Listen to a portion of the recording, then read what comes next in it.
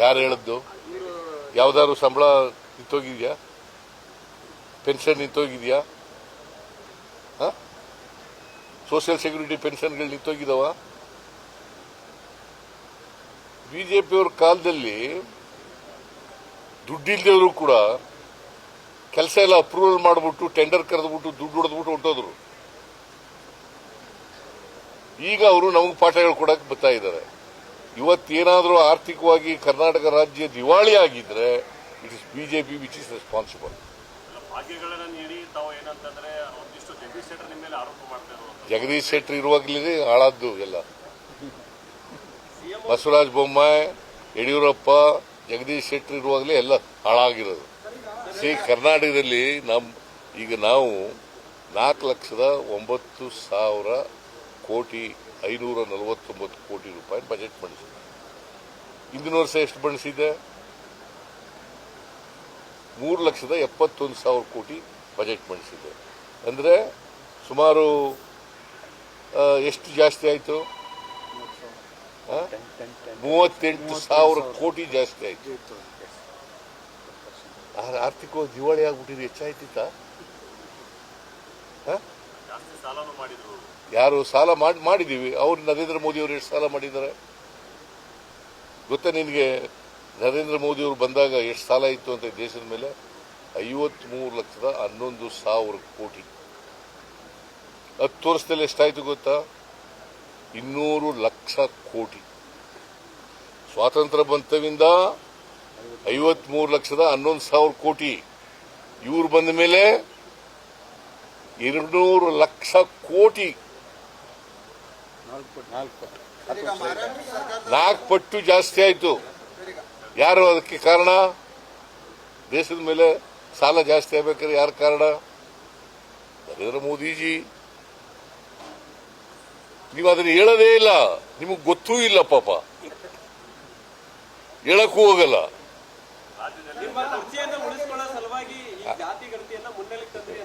ಯಾರು ಅವರು ಸೋಮಣ್ಣ ಹೇಳಿರೋದ?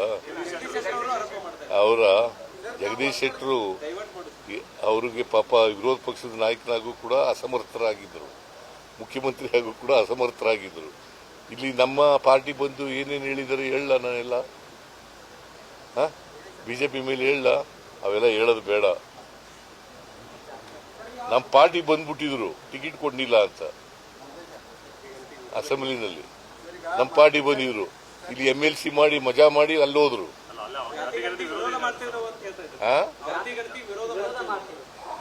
ಈಗ ನೋಡ್ರಿ, ಜಾತಿ ಗಣತಿ ನಮ್ಮ ಪಕ್ಷದ ಪ್ರಣಾಳಿಕೆಯಲ್ಲಿ ಹೇಳಿದ್ದೀವಿ, ಜಾತಿ ಗಣತಿ ಆಗಲೇಬೇಕು. ಈಗ ಜಾತಿ ಗಣತಿ ಆಗದೆ ಹೋದ್ರೆ ನಿಮ್ಮ ಮನೆ ಕುಟುಂಬ ಇದೆ ಅಂತ ನಿಮ್ಮ ಕುಟುಂಬದಲ್ಲಿ ಆರ್ಥಿಕವಾಗಿ, ಸಾಮಾಜಿಕವಾಗಿ, ರಾಜಕೀಯವಾಗಿ ಏನಾಗಿದೆ ಅಂತ ಗೊತ್ತಾಗಬೇಕು ಬೇಡ? 1931ರಲ್ಲಿ ಜಾತಿ ಗಣತಿ ಅಲ್ಲ, 1931ರಲ್ಲಿ ಜಾತಿ ಗಣತಿ ನಿಂತೋಯ್ತು. ಸ್ವಾತಂತ್ರ್ಯ ಬಂದ ಮೇಲೆ ಆಗಲಿಲ್ಲ. ಕೋರ್ಟ್ನಲ್ಲಿ, ಹೈಕೋರ್ಟ್ನಲ್ಲಿ, ಸುಪ್ರೀಂ ಕೋರ್ಟ್ನಲ್ಲಿ ನಿಮ್ಮ ಹತ್ರ ಏನಿದೆ ದಾಖಲಾತಿ, ಎಂಪೆರಿಕಲ್ ಡಾಟಾ ಇರಲಿಕ್ಕೆ ಏನಿದೆ ಅಂತ ಕೇಳ್ತಾ ಇದ್ರು. ಅನೇಕ ಹೈಕೋರ್ಟ್ಗಳಲ್ಲಿ, ಅನೇಕ ಸುಪ್ರೀಂ ಕೋರ್ಟ್ನಲ್ಲಿ ಕೇಳ್ತಾ ಇದ್ರು. ಮಂಡಲ್ ಕಮಿಷನ್ ವರದಿನಲ್ಲೂ ಕೇಳಿದ್ರು ಕೂಡ. ಅದಕ್ಕೆ ಜಾತಿ ಗಣತಿ ಮಾಡಬೇಕು. ಜಾತಿ ಗಣತಿ ಯಾಕೆ ಮಾಡಬೇಕು ಅಂತಂದ್ರೆ, ಪ್ರತಿಯೊಬ್ಬರದು ಕೂಡ ಸ್ವಾತಂತ್ರ್ಯ ಬಂದು 75 ವರ್ಷ ಆಯಿತು. ಈಗ ನೀ ಸ್ವಾತಂತ್ರ್ಯ ಬಂದಾಗ ನಿಮ್ಮ ಮನೆ ಕುಟುಂಬ ಹೆಂಗಿತ್ತು, ಈಗ ಹೆಂಗಾಗಿದ್ಯಾ, ಮುಂದೇನಾಗ್ತೀಯಾ ಅಂತ ಗೊತ್ತಾಗಬೇಕು ಬೇಡ?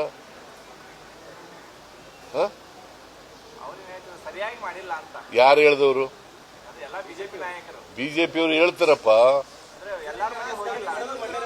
ನೋಡ್ರಿ, 95% ಆಗಿದೆ. ಯಾವಾಗಲೂ ಕೂಡ ಸರ್ವೆ 100% ಆಗಲ್ಲ. 95% ಆಗಿದೆ. 98% ರೂರಲ್ ಏರಿಯಾದಲ್ಲಿ, 94% ಇದರಲ್ಲ ಅರ್ಬನ್ ಏರಿಯಾದಲ್ಲಿ. ಯಾಕಂತಂದ್ರೆ ಈಗ ಅಪಾರ್ಟ್ಮೆಂಟ್ಗಳಿರ್ತವೆ, ಯಾವುದೋ ರಾಜ್ಯದವರು ಇರ್ತಾರೆ, ಅವ್ರು ಯಾಕೆ ಹೇಳ್ತಾರೆ? ಅವ್ರು ಸಿಗೋದು ಇಲ್ಲ. 100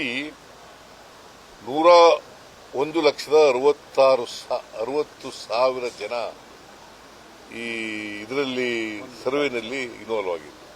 1,33,000 ಜನ ಟೀಚರ್ಗಳಾಗಿದ್ರು. ಯಾವ ಜಾತಿ ಟೀಚರ್ಗಳಿರೋದು? ಟೀಚರ್ಗಳಲ್ಲಿ ಎಷ್ಟು ಜಾಸ್ತಿ ಯಾರಪ್ಪ ಇರೋದು? ಹೆಚ್ಚಾಗಿರೋದು ಯಾರ್ರೀ? ಜನರಲ್ ಕ್ಯಾಟಗರಿಯವರಲ್ವಾ? ಮತ್ತೆ ಹೆಂಗೆ ಸರ್ವೆ ಆಗಿಲ್ಲ ಅಂತ ಹೇಳ್ತೀರಿ? ಸರ್ವೆ ಆಗಿಲ್ಲ, ಸರಿಯಾಗಿ ಆಗಿಲ್ಲ, ವೈಜ್ಞಾನಿಕವಾಗಿ ಆಗಿಲ್ಲ. ಹೆಂಗಪ್ಪ ವೈಜ್ಞಾನಿಕ ಅಂದ್ರೆ ಏನು? ಏನ್ರಿ ಹಾಗಂದ್ರೆ ವೈಜ್ಞಾನಿಕ ಅಂದ್ರೆ? ನಾನು ಹಿಂದುಳಿದ ಜಾತಿಯಿಂದ ಬಂದವನು. ಸರ್ವೆ ಅಂದ್ರೆ ಏನು ಅಂತ ಈಗ 2011ರಲ್ಲಿ ಲಾಸ್ಟ್ ಸರ್ವೆ ಆಗಿತ್ತು. ಅದು ಜಾತಿ ಗಣತಿ ಅಲ್ಲ, ಅದು ಗಣತಿ ಸರ್ವೆ ಆಗಿತ್ತು, ಜನಗಣತಿ ಆಗಿತ್ತು ಅಲ್ವಾ? ಅದು 100ಕ್ಕೆ 100 ಆಗ್ಬಿಟ್ಟಿದ್ಯಾ?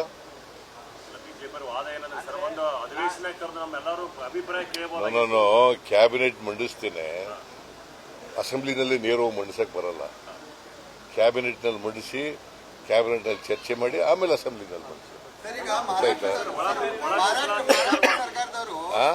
ಮಹಾರಾಷ್ಟ್ರ ಸರ್ಕಾರದವರು ತಮ್ಮ ಅನುದಾನದಲ್ಲಿ ಬೆಳಗಾವಿಯಲ್ಲಿ ಒಂದು ಭವನವನ್ನು ಕಟ್ತಾ ಇದ್ದಾರೆ. ಭಾರತದ ಒಕ್ಕೂಟದ ವ್ಯವಸ್ಥೆಯನ್ನ ಗಾಳಿಗೆ ತೂರಿ ಅವರು ತಮ್ಮ ಅನುದಾನದಲ್ಲಿ ಬೆಳಗಾವಿಯಲ್ಲಿ ಭವನ ಕಟ್ಟೋದು, ಇಲ್ಲಿ ಜನರಿಗೆ ವಿಮಾ ಸೌಲಭ್ಯ. ನೋಡಯ್ಯ, ನಾವು ಈಗ ಡೆಲ್ಲಿನಲ್ಲಿ ಹೋಗಿ ಕಟ್ಟಿದೋ ಒಂದು ಹೊಸ ಬಿಲ್ಡಿಂಗ್ ಉದ್ಘಾಟನೆ ಮಾಡೋದು. ಆಸ್ತಿ ಸಂಪಾದನೆ ಮಾಡಲಿಕ್ಕೆ, ತಿರುಗಾಡಲಿಕ್ಕೆ ನಮ್ಮ ಒಕ್ಕೂಟದ ವ್ಯವಸ್ಥೆಯಲ್ಲಿ ಅವಕಾಶಗಳಿದ್ದಾವೆ, ಸಂವಿಧಾನದಲ್ಲಿ ಅವಕಾಶ. ಹಾಗಂತೇಳಿ ನಮ್ಮ ಜಾಗನ ಆಕ್ರಮಿಸ್ಕೊಳಕ್ ಬರಲ್ಲ ಅವರು.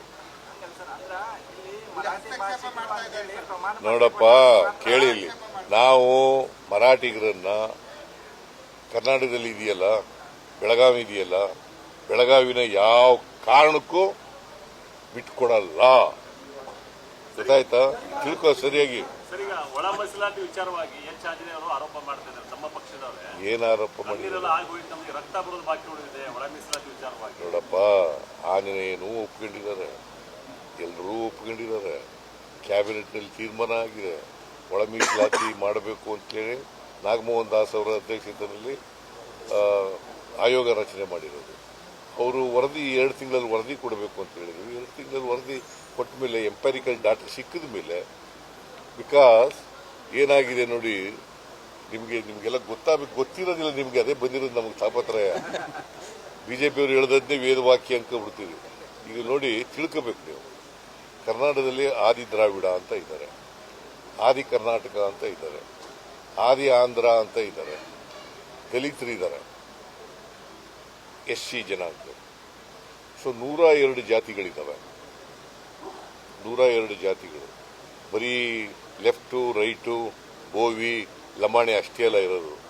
There are 102 castes in SC ನಲ್ಲಿ 102 ಕಾಸ್ಟ್ ಇದಾವೆ. ನೀವು ಒಳ ಮೀಸಲಾತಿ ಯಾಕೆ ಆಗಲ್ಲ ಅಂತಂದ್ರೆ, ಲೆಫ್ಟ್ನವರು ಆದಿ ದ್ರಾವಿಡ ಅಂತ ಹೇಳ್ಕೊತಾರೆ, ಕೆಲವು ಕಡೆ ರೈಟ್ನವರು ಆದಿ ದ್ರಾವಿಡ ಅಂತ ಹೇಳ್ಕೊತಾರೆ, ಆದಿ ಕರ್ನಾಟಕ ಅಂತ ಇವರು ಹೇಳ್ಕೊತಾರೆ, ಅವರು ಹೇಳ್ಕೊತಾರೆ. ಅದಕ್ಕೆ ಸರ್ವೆ ಮಾಡಿಸಿ ಯಾರು ಲೆಫ್ಟಿಗೆ ಸೇರಿದವರು ಯಾರು, ರೈಟಿಗೆ ಸೇರಿದವರು ಯಾರು ಅಂತ ಲೆಕ್ಕ ಬೇಕಲ್ವಾ? ಆ ಲೆಕ್ಕ ಇಲ್ಲದೆ ಮಾಡಕ್ಕಾಗತ್ತಾ? ಹೆಚ್ಚಿನ ವಿಡಿಯೋಗಳಿಗೆ ಪ್ರತಿಧ್ವನಿ ಯೂಟ್ಯೂಬ್ ಚಾನೆಲ್ ಸಬ್ಸ್ಕ್ರೈಬ್ ಮಾಡಿ, ಬೆಲ್ ಐಕಾನ್ ಕ್ಲಿಕ್ ಮಾಡಿ.